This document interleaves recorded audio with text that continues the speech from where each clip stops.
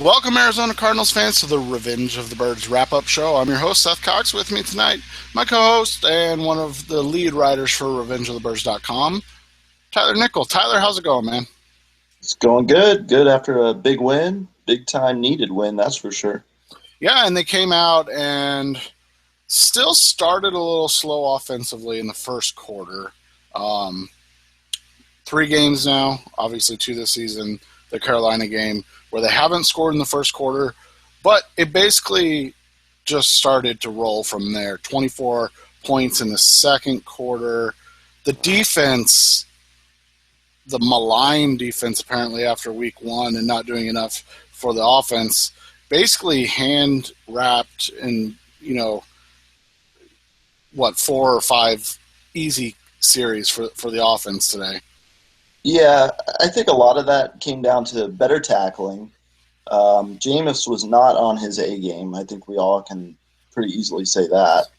Turned the ball over quite a few times. And then lastly, I think Marcus Cooper was the player of the game pretty easily. Came in and played across from Patrick Peterson. We didn't really know what we were getting. Mostly we thought we were getting just a special teams guy, but might have found a diamond in the rough. Who knows?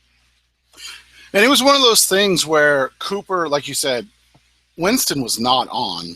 No. And both of his interceptions weren't necessarily great individual effort plays, but Right. they were both great in the sense that he was in the correct position. The first interception, the ball was clearly behind. I think it was Vincent Jackson, and Williams was just in position. He was going to make the tackle, or Cooper, sorry. Cooper was just in position and was going to make the tackle, and the ball just hit him in the chest, and he caught it. The second play was, I don't even think the ball was thrown to his player. It's just kind of one of those pick plays where they run a quick smoke route to the wide receiver, and one of the other defensive backs got their hand on the ball, and Cooper caught the deflection and took it to the house.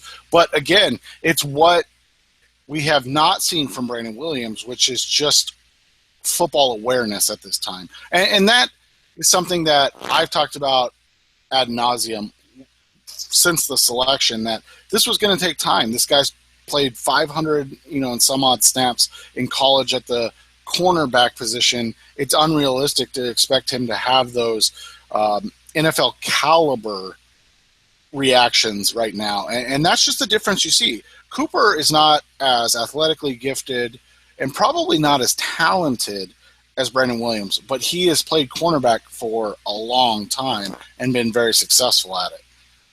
Yeah, and Cooper's got that length that the Cardinals seem to covet in all their corners. I think he's going to end up being a nice addition. For now, I think he's solidified that number 2 job. I don't know if Williams is going to be able to take that back this season or what's going to happen with that. I'm not going to try and project into the future too much, but for now, I think Cooper's a nice addition that's going to play across from Patrick Peterson and hopefully give offenses something to think about. And I think also, on top of the 2 interceptions he got, which, like you said, the one was thrown right to him, and the other one was tipped at the line of scrimmage and then tipped again by another corner, and then he picked it off. But outside of that, I thought he was in position for other plays as well. I know there was a deep crossing route on one of the offensive possessions for the Buccaneers that he was just stuck to Jackson like glue. So I think it went beyond just those 2 interceptions. I thought he played really well overall. I agree with you. I think he did a really nice job tonight. Defensively, I mean, this is how good they can be. And this is something that we've talked about quite a bit. This team is definitely a front-running team. If they're playing from ahead, especially on the defensive side of the ball, man, they can make life miserable for the opposition, and we saw that today. They play off that emotion and that momentum and really dominate games. We saw it last year in Philadelphia. We saw it against Green Bay. And when they get punched in the mouth, sometimes they don't always respond right away. But these games are fun to watch, even if it's maybe not them, doing a ton differently, other than, like you said, tackling and being in position this week. Yeah, and I think they're going to start gelling a little more as time goes on. That secondary got kind of revamped a little bit. You got Tyvon Branch in there now. You got a new number two corner in there. Matthews coming back from injury, which, by the way, he has not looked like Honey Badger as of yet. But that's also partly because they're playing him at high safety most of the time and instead of in the box, which I don't really understand that as of yet. But we'll see what they do and trying to mix him up and trying to get him making plays again. But yeah, Offensively, again, a slow start, but they responded really well in the second quarter. Again, playing from ahead, playing off turnovers, the defense really set them up for a couple scores in the second quarter. And then from there, the Jerron Brown touchdown to kind of seal the deal. I mean, that wasn't the end of the game. I thought the Cooper interception for a touchdown was the end of the game, but you know, getting it to 24-0 before half was, I think, very needed. yeah, I thought personally that Jerron Brown touchdown at the end of the half was the end of the game. I thought it was over right then and there. And I think the team showed us that it was. I'm glad to see coming out of half that they didn't let their foot off the pedal too much. Yeah, they gave up one touchdown, but that's to be expected. You're not going to shut everybody out. So Yeah, and the Cardinals haven't had a shutout since 1992, so it's not like this is a team that shuts out the opposition. And realistically, they probably should have today, but Patrick Peterson drops an easy INT. yeah, And that's, that usually comes back to haunt you. And like you said, it did. They scored, but then from there, they got a nice drive, kicked a field goal, and then you had the Marcus Cooper interception return for a touchdown. I guess if we had to talk some negatives, Catanzaro missed another field goal or an extra point. it was an extra point, and then I thought they didn't get very good pressure on Jameis Winston No. throughout the day. I thought the only time they really did was when they blitzed. Chandler Jones was mostly invisible. He got that garbage time sack with about a minute left in the game at the very end. Other than that, only Marcus Golden got a sack, and those were your only two sacks the entire game. That was it. So And that's something, I talk to a lot of Patriots fans, writers, even like the guys that do the team evaluations for like Pro Football Focus and stuff to get a feel for Chandler Jones. And the consensus was that it was a good trade for the Patriots, that they didn't have any desire to lock him up as a pass rusher where he's going to get 13 to 15 million a year.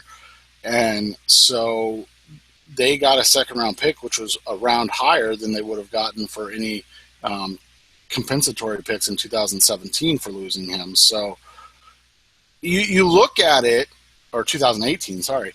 So you look at it, and it's kind of odd because he has 2 sacks on the season.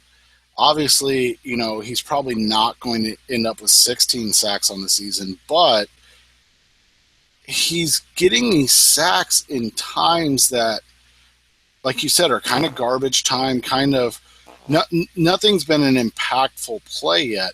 But if he ends up in double-digit sacks again, somebody's going to pay him franchise pass rushing money, right? right. And actually, I thought the first game sack was a little bit impactful. It wasn't. I didn't think it was a garbage time sack, but this one today definitely was a garbage time sack. And I mean, if he gets 13 sacks, let's say 12, 13 sacks, he's going to get 15 million a year from somebody. So pass rushers are just too much in need. And I don't care if he gets every single one of those sacks in a blowout game. It doesn't matter. He's going to get paid. Outside of that, though, I mean, it was one of those games where you just sit back and you go, okay, we can nitpick some things. I thought Palmer and the wide receivers still seemed like they weren't on the same page consistently outside of, obviously, Larry Fitzgerald. John Brown's been MIA outside of returning punts all of a sudden. David Johnson is still really not getting a whole lot going in the running game.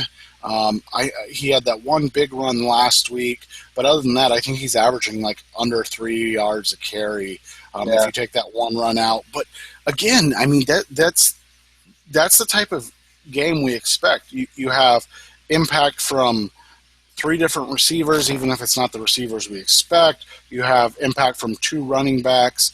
You have impact from a plethora of defensive players. And, it allows the Cardinals to kind of showcase that, yeah, they only will go as far as Carson Palmer will take them, but this team is set up not just to win now, but they have a lot of talent to continue to build on for the future.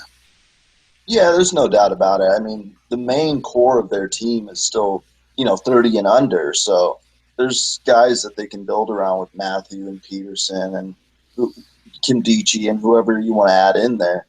But I think it's still a win now team. It's a team that needs to win this year. It's a team that's got a window for maybe one or two more seasons after that. And we just got to wait and see what they can do. The Cardinals play the Buffalo Bills next week. Early game for Cardinals fans, 10 a.m. kickoff. So that'll be exciting. Get that out of the way early in the day and then hang out the rest of the day. So I look forward to it. Thanks as always, Tyler. Thanks for watching and listening. And we'll be back next week to wrap up, hopefully, the Cards' second win of the season.